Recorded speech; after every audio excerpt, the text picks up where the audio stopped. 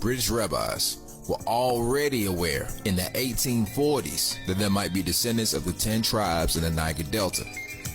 That is even before the process of Jewish acceptance of Beta Israel, or the Ethiopian Jews, began. Evidently, though the Igbos, who today number about 20 to 30 million people, would be political and demographic dynamite given the sheer number of potential Jews in Nigeria, it is no accident to see the Israeli authorities are hesitant to act, even as non-Orthodox rabbis from the U.S. are undertaking full-scale missionary tours among the Igbo. Many rabbis attest to the Hebrew heritage of the Igbo, including activist Rabbi Brent Rosen. This is from his article on the Igbo, Teshuvah, and the resiliency of the Jewish spirit. After participating in a congregational delegation to Africa this past spring, I had found profound desire to spend a longer period of time there on my summer sabbatical. As I searched for the best possible way to serve as a volunteer rabbi, I found my way to Kulanu, who informed me they had been long interested in sending a volunteer rabbi to Nigeria. Upon further conversation, I received an extensive education on the Igbo tribe, a large Nigerian tribe of 40 million, whose clans trace their lineage to the lost tribes of Israel. For many years, both Igbo and Western scholars have noted the striking similarities between the native Igbo customs and the Israelite tradition.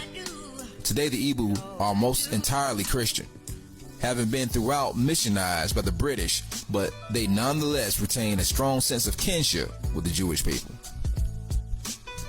Over the last decade or so, an astonishing phenomenon has developed, a Jewish rebirth of sorts, occurring throughout the Igbo community. Synagogues have been forming spontaneously throughout Nigeria, along through the tending the growth of Hebrew and Torah study. As I'm continuing to realize, much of the traditional Jewish self-image has been marked by a decidedly white, Eurocentric bias. When the Moravian church missionaries came to the West Indies and encountered the Igbo slaves, they gave an interesting account. Here are some of their quotes. Whereas the Igbos do not tolerate one uncircumcised slave among them, only when he is circumcised do they accept him in as worthy of human company.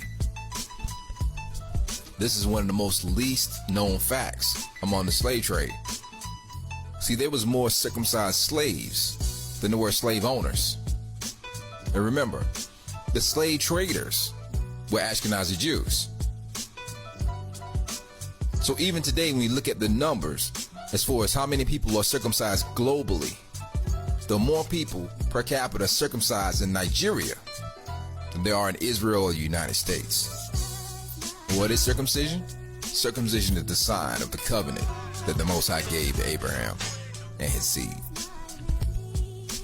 Among the Igbos, they, the priests, are taking out a sort of people whom they call living sacrifices.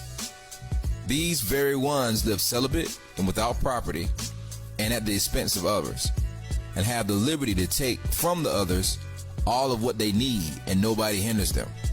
Like the Pharisee among the Jews, they let their hair grow, and the use of scissors is not permitted to them.